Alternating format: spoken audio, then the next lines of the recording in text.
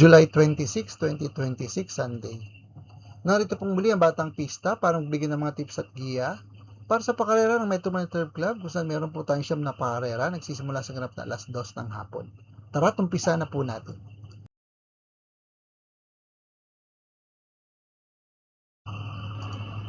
Race number 1, the start of first winner take all, covering races 1 to 7 with a distance of 1,400 meters, MMTCI Special Invitational Race. Dito po sa race number 1, pampremera ka po, Diadong Calooc. Entry number 1, Barik na, uling lumabang po last July 11. Sa karera po na may Metro Manila Turf Club, distansyang 1,400 meters, siya po yung tala ng preba, 128.2. Nang siya ay pumangatlo, sumakabay sila Arthur's team. At ang mga kalaban niya rin ngayon na si Ivan, na nagtala naman po ng magandang prebang 127.6. Panigundo ko na rin po yan, Ivan, at pang-tersero ko, ang dumating po na pang-apat sa laban na yun, na si Hot Legs, na nagpreba naman po ng 128.6. Good luck po. Race number 2, the start of first pick 5, covering races 2 to 6, with a distance of 1,400 meters, MMTCI Special Invitational Race. Dito po sa race number 2, pang-primera ko po, Diadong Calooc. Entry number 1, Aliana, na uling lumabang po last July 5.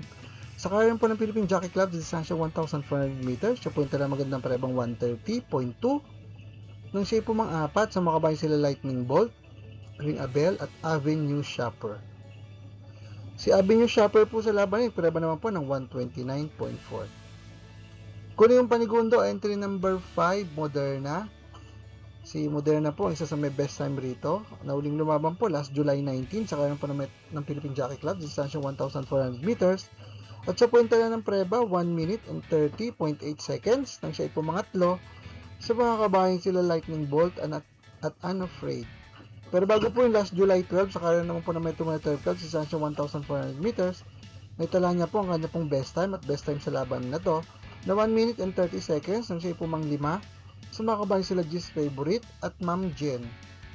Kung ikaw ang pan-tersero, Pandihado, entry number 2, Sky Plus, na uling lumabang po last July 11. Sa karera po na Metro Manila Turf Club, distansyang 1,400 meters, at sa punta lang ng preba, 131.4. Nang siya ay pumang-6, sumakabay sila Win sa Maxine at Heritage. Good luck po. Race number 3, the start of second winner take all, covering races 3 to 9. With a distance of 1,400 meters, MMTCI Special Invitational Race. Dito po sa race number 3, pang-primera ko po, Dihado, pero may best time dito. Entry number 7, Anyare, na uling lumabang po last July 12. Sa karera po na Metro Manila Turf Club, distansyang 1,400 meters, siya po yung tala ng preba na 128.8. Nang siya ay nasigundo, sa nanalo kabayan si Laughing Tiger. Nandun din po ang second choice ko na si Awesome Call, na tumersero at nagpreba naman po ng 129.6. Kunin ko pong pantersero, entry number 2, Shadow of Sipokot, na uling lumaban naman po last July 18. Sa karera po ng Philippine Jockey Club, distansyang 1,400 meters, siya po yung tala ng preba, 130.2. Nang siya ay pumang-apat, sumakabayan sila Sky Magic, Go Getting at G's Favorite.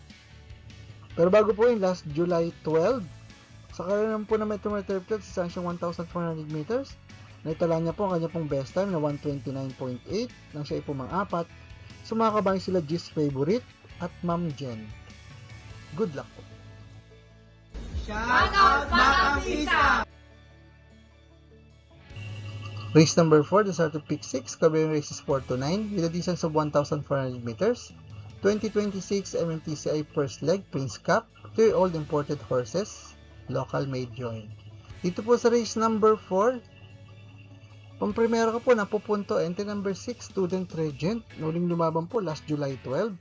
Sa isa pong stakes race, dito po sa karera ng Metro Manila Turf Club, distansya 1,600 meters, at sa point na napakagandang prebang 135.4. Nang tinali malayo, ang mga kabayan sila Dam of Pasha at Windmill of Summer. Kunin ko na rin pong panigundon, tumalo sa kanya ng huling laban. Entry number 2, Otto Cruz, na huling lumaban nga po last June 7 sa karera po ng Philippine Jockey Club, distansyang 1,300 meters. At sa punta na ng preba na 1 minute and 15.8 seconds. Nang tinalo yung dikit, ang mga kalaban niya nga po ngayon na si Student Regent, na nagpreba rin po ng 1 minute and 15.8 seconds. Good luck po. Race number 5, the start of second pick 5, covering races 5 to 9 with a distance of 1,600 meters. MMTCI sponsored stakes race, 4-year-old imported horses. Dito po sa race number 5, ang primera ka po galing sa magandang panalo. Entry number 7, Amica. Nauling lababan po last July 10. Sa karerang po na Metro Reserve Club, sa distansyong 1,400 meters, siya po yung tanan ng preba, 124.4. Nang tinalo niya, mga kabayan sila Beautiful Things at Nimbus Cloud. Panigundo ko na rin po, galing rin po sa magandang panalo. Entry number 2, Valentine Party, nauling lumaban po last July 17. Sa karerang po ng Philippine Jockey Club, sa distansyong 1,200 meters, isa po yung tanan ng preba, 1 minute and 9.4 seconds. Nang tinalo malayo, ang mga kabayan sila Graceful Gift at Love Hunter. Good luck po. Paalaala mga katropang karerista, please click like, subscribe, and hit the notification button para makatanggap ng mga updated videos and race results. Race number 6, the start of pick 4, covering races 6 to 9 with a distance of 1,400 meters, 2026 MMTCI First Leg Kings Cup. 4-year-old and above imported horses. Dito po sa race number 6, pang primerak po, baka madyado pa. Entry number 5, Ace of Diamonds, nauling lumaban po last July 12 sa karera ng Metro Reserve Club sa distansyang 1,600 meters. At siya po yung tala ng preba, 137.8. Nang tinalo niya, mga kabayan sila Baobab at Del Campo. Pero bago po yung sa pares distansya at karerahan, last December 7, siya po yung tala mas magandang preba, 135.8. Nang tinalo niya, mga kabayan sila Every 4 Years at Sherbet Fountain. Kunin ko na rin pong panigundo yan. Entry number 3, Every 4 Years. Nauling lumaban po last July 12. Sa karyan po na Metro Reserve Club, sa distansyang 1,600 meters, siya po yung ng magandang preba, 135.8. Nang tinalo niya malayo, ang mga kabayan sila Resonant at User. Kunin ko pong pantersero, diado rin po. Entry number 1, Speedrunner, nung lumaban po last June 28 sa karan po na Metro Reserve Club sa distansyang 1,600 meters at siya po yung tala lamang ng preba 137.2 nang siya ay na segundo sa nanalo kabayan si Sherbet Fountain. Si Sherbet Fountain po sa laban na yun nagpreba naman po na mas magandang tempo na 136.8. Pero bago po yung si Speedrunner ay tumakbo rin po last June 14 sa karan din po na Metro Reserve Club sa distansyang 1,600 meters din po. At sa point na magandang preba, 136 sarado. Ang tinalo niya malayo, ang mga kabayan sila Miss Ocala at Ready to Risk It All. Si Miss Ocala po sa laban na yon ay nagpreba naman po ng 1 minute and 37.8 seconds. Good luck po. Race number 7, the last DD Plus ng event, covering races 7 to 9 with a distance of 1,400 meters. Pero committing base on the capping system race class 442 to 56 feet. Dito po sa race number 7, paprimera ko po, Diado Kalok, and number 6, Worshipful Master. Nauling lumaban po, last July 12, sa karin po ng Metro Reserve Club, sa distansyang 1,400 meters. At siya po ay nagpreba ng 125.6 nang siya ay pumang-apat. Sa mga kabayan sila We Hear You, The Kiss at Angelic Boom. Kunin ko mong panigundo, entry number 11, imported horse na si Hid. Si Hid po ay galing sa Vicious Race last July 22.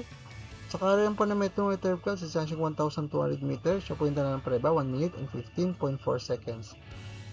Ang last official niya po ay nagawa niya last July 12 sa karyan po na Metro Reserve Club sa distansyang 1,600 meters. Siya po yung tanan ng preba ng 1 minute and 40.4 seconds nang siya pumangwalo lamang. Sa mga kabayan sila Ace of Diamonds, Baobab at Del Campo.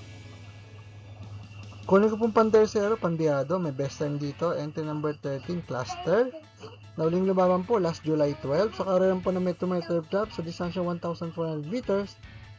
At siya nga po yung tala, magandang preba, 124.2. Ang tinalo malayo, ang mga mababang grupo lang na sila Bell at Bravo. Good luck po. Race number 8, the penultimate race with a distance of 1,600 meters. Pila committing based on the capping system race class 357 to 70. Dito po sa race number 8, susuloyin ko po ang at sa laban. Entry number 1, Crusading at 1A. Tough Customer. Si Crusading po yung lumaban last July 5 sa karan po ng Philippine Jockey Club sa distansya 1,400 meters. So po ito na magandang preba, 1 minute and 22.8 seconds.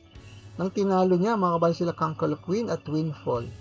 Pero bago po yung last June 14, saka rin naman po na Metro Manila Club, distansyang 1,600 meters sa tatakbo nila ngayon. Siya po ay tala ng preba na 138.4. Nang siya ay na segundo, sa nanalo kabayan si Sherbet Fountain.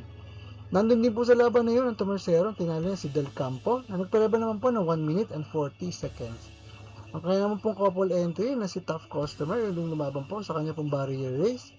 Last July 18, sa kanya po ng Philippine Jockey Club sa distansyang 1,200 meters.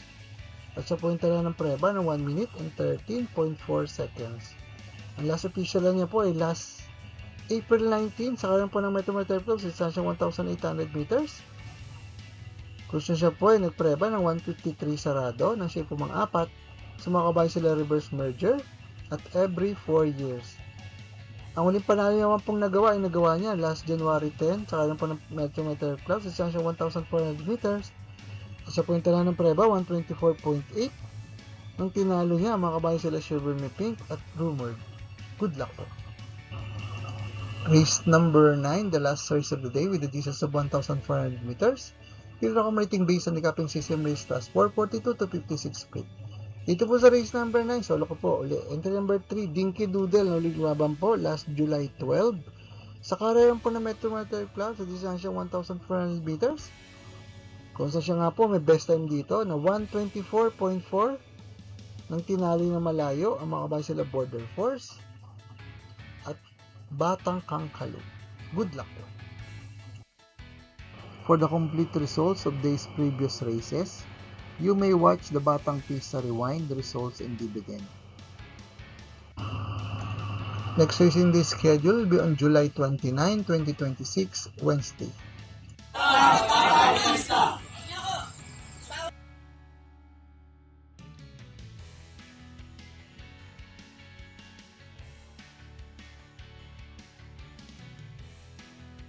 Shoutout po natin ang ating mga kapisa na sina Sir Celestino Abejo, Sir Jesus Mendoza, Sir Ber Muhammad, at Sir Bobby Salsos. Shoutout din po kay Sir Ronald Alan Roldan. Maraming salamat din po sa ating mga bagong subscribers at mga kapista. Sa mais po makatanggap na updated race results and dividends at maging sa karera. Please like, share, and subscribe sa ating Batang Pista channel. Click the notification bell para makareceive ng mga bagong videos. Paalaala mga kapista, ng karera po tinlibangan lamang at gamitin lamang pong sobra sang ayon sa ating kakayanan. Good luck and happy racing to all!